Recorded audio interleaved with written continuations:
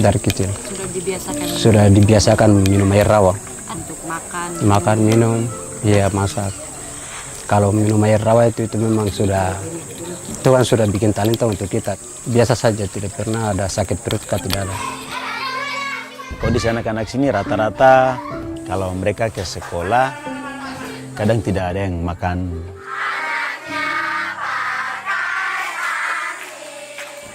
Lingkaran setan yang kita bilang kan. Orang tua cari makan di hutan, anak ikut di bawah. Nah kan kita tidak tahu apa persediaan makanan yang mereka bawa mencukupi atau tidak. Tapi kan bisa berminggu-minggu bahkan berbulan di dalam hutan, ya keluar dalam keadaan sudah sakit. Kira-kira siapa yang paling rakus? Tahun 2018, Asmat mengalami apa yang namanya gizi buruk.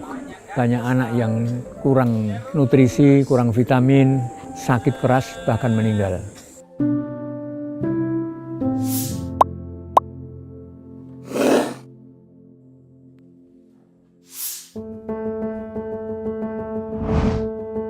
Ini adalah Kabupaten Asmat, Papua Selatan.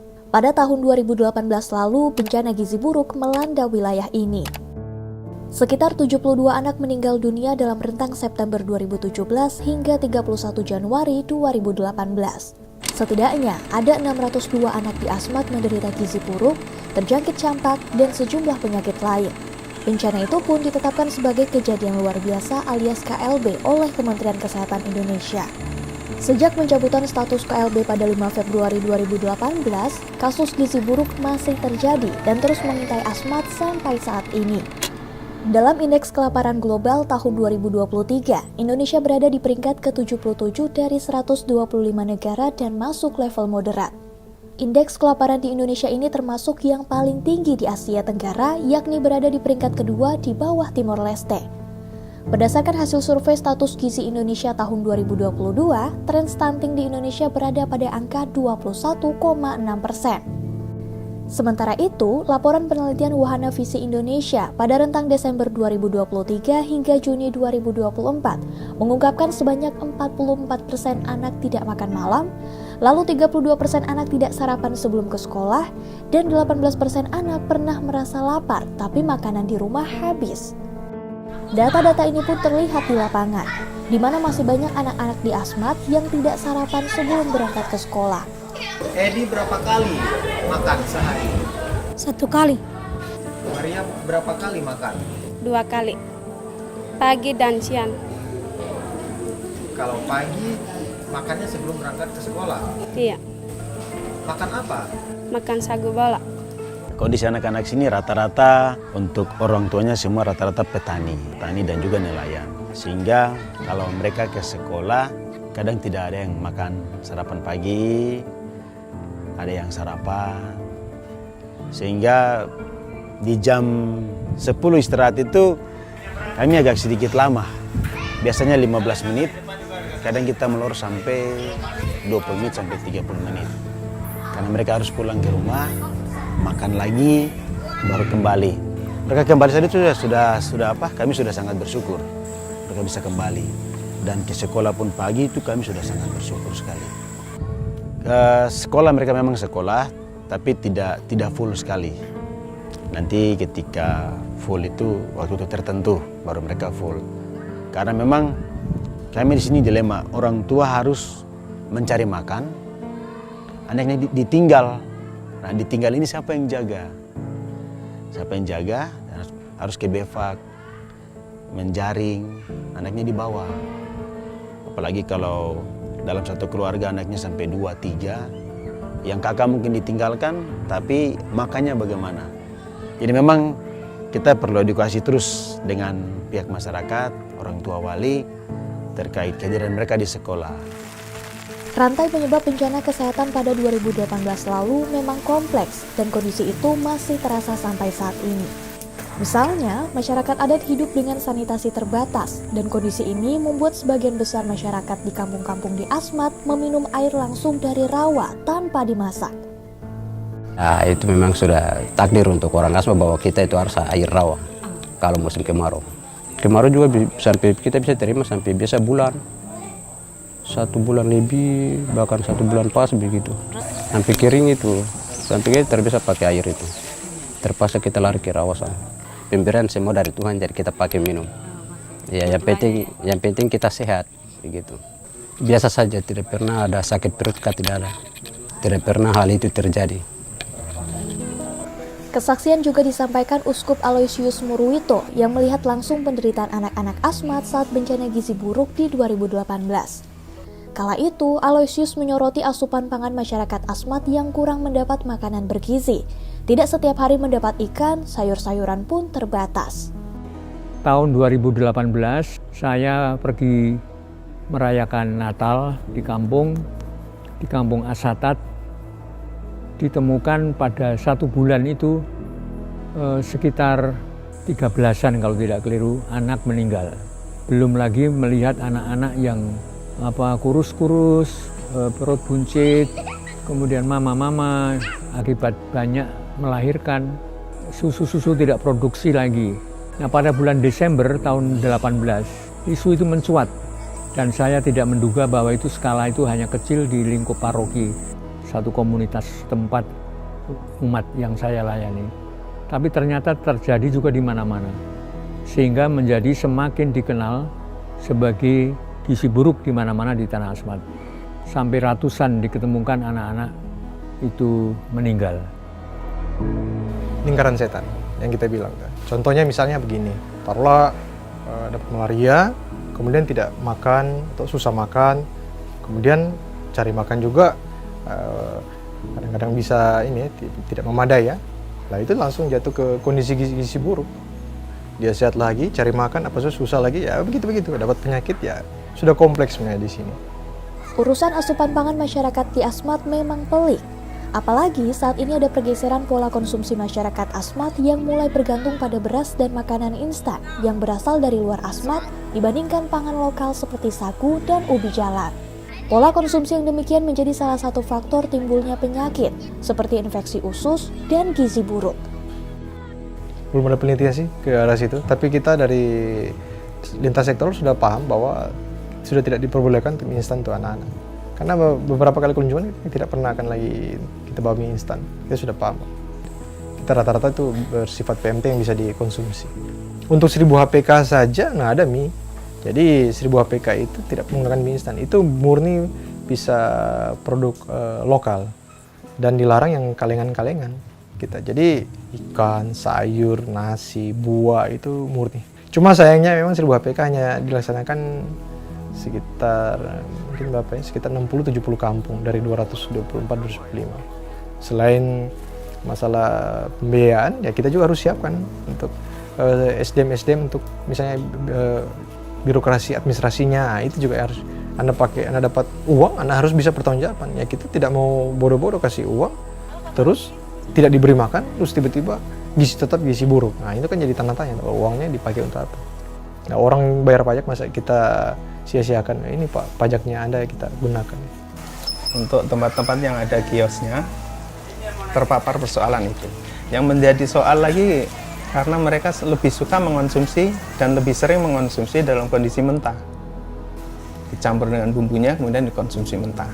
Dan itu sudah menjadi kebiasaan mereka, anak-anak ini, hampir di semua tempat yang ada kiosnya, merupakan makanan yang level tinggi. Gitu. Sementara kalau masih di kampung belum terpapar. Cuman ya ketersediaan di sini mengolahnya kan masih sebagian besar masih dibakar.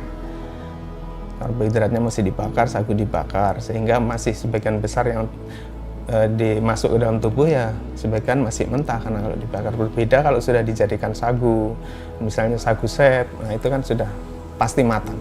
Itu persoalan tersendiri juga. Karakteristik masyarakat yang di kampung dampingan saya itu mereka masyarakat yang instan. Nah mereka tuh ingin mendapatkannya dengan cepat. Jadi itu yang membuat mereka lebih sering mengkonsumsi makanan siap jadi, makanan-makanan instan seperti mie kemasan itu. Kenapa? Karena mudah didapat. Nah, lebih mudah didapat daripada sagu. Kita bayangkan saya sagu, kalau mau didapat harus diolah, itu bisa seharian penuh. Sedangkan mie instan, yang penting ada uang, bisa. Penyebab tingginya angka stunting dan gizi buruk di Asmat dipengaruhi banyak faktor. Salah satunya akses ke pedalaman Asmat yang sulit dijangkau karena berupa rawa-rawa dan dikelilingi sungai, hingga fasilitas kesehatan yang tidak memadai membuat warga hidup seadanya. Puskesmas itu agak harus lewat kali dulu baru bisa ke puskesmas itu, dan itu harus menggunakan perahu. Ya kalau ada keluarga yang punya perahu, kan kalau kita lihat di kampung itu banyak juga keluarga yang tidak memiliki perahu. Dan kalau ada ibu hamil juga yang harus melahirkan malam-malam, nah itu terpaksa itu melahirkan sendiri di rumah. Kadang ada yang suaminya yang bantu melahirkan itu, dan tidak sedikit juga ada yang melahirkan di rumah dan ada yang meninggal. Kondisi geografis yang sulit ini juga membuat akses dan distribusi makanan bergizi seperti sayur, buah, dan protein hewani ke Asmat menjadi terbatas dan sangat mahal, sehingga tidak terjangkau oleh sebagian besar warga. Untuk sampai ke Agats, pusat Kabupaten Asmat, kami menaiki perahu motor dari dermaga dekat Bandara Ewer dengan tarif Rp100.000 per penumpang. Jauhnya jarak Bandara Ewer dengan Agats yang dipisahkan oleh muara Sungai Asewet membutuhkan durasi perjalanan sekitar 30 hingga 40 menit.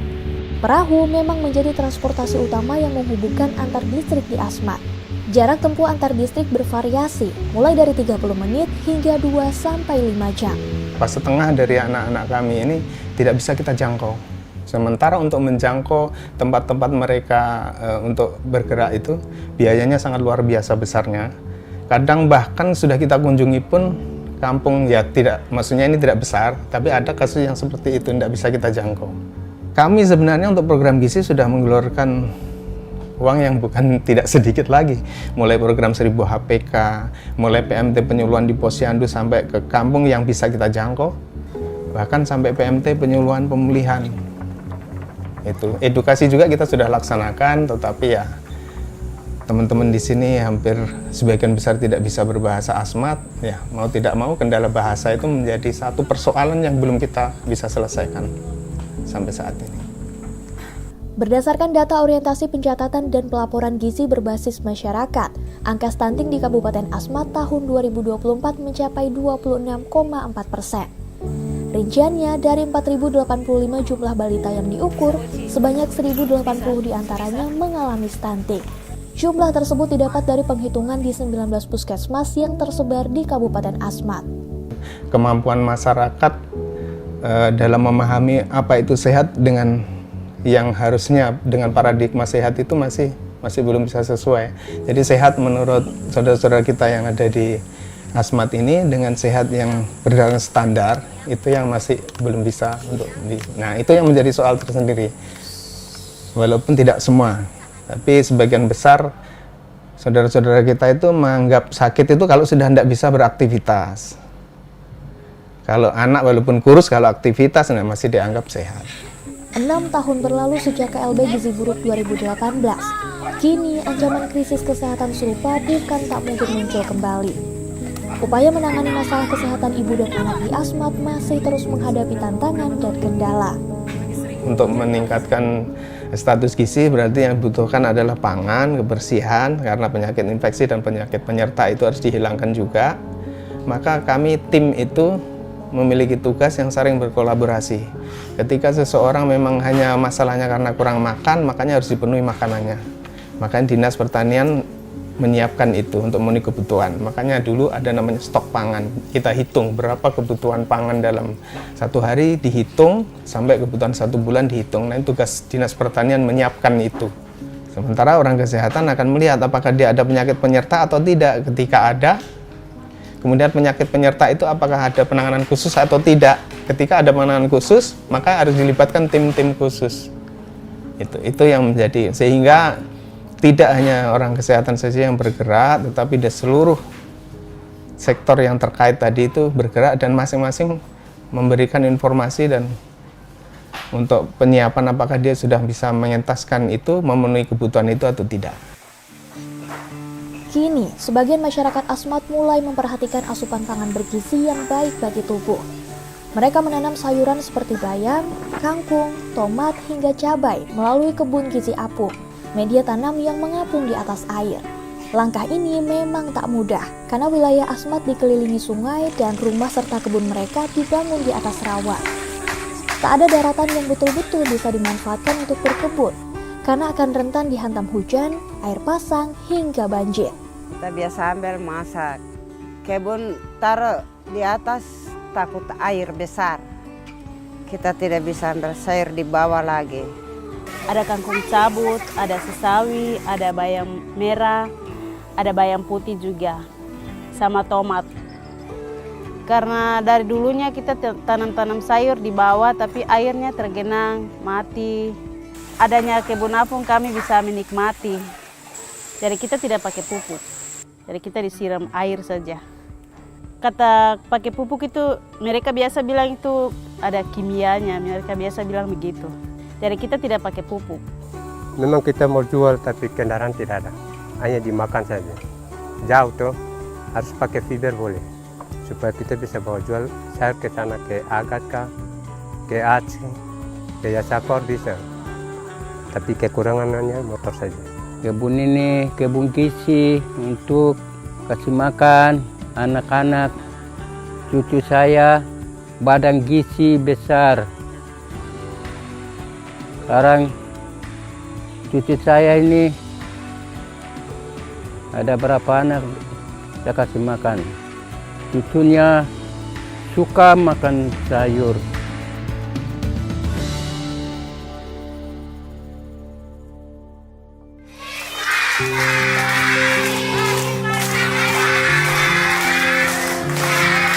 Kasus gizi buruk tidak bisa diselesaikan hanya dalam satu malam, apalagi cuma bergantung dengan satu pihak saja.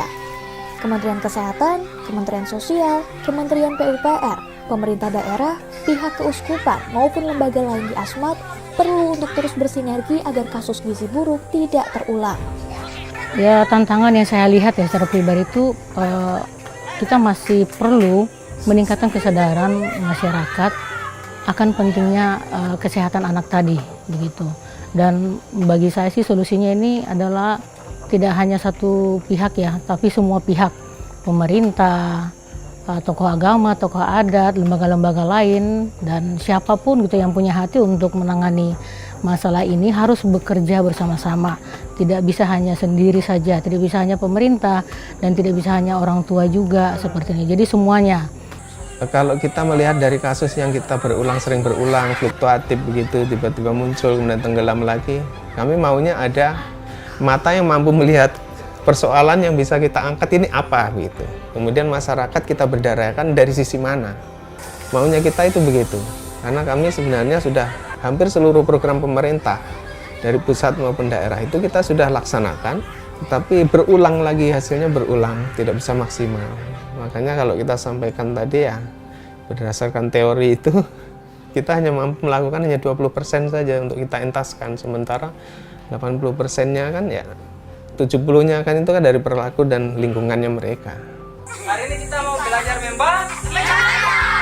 Sekarang sudah jelas bahwa pelajaran 2018 itu memberikan kita pelajaran untuk kita harus bisa berjuang lagi memberikan makanan itu makanan yang bergizi.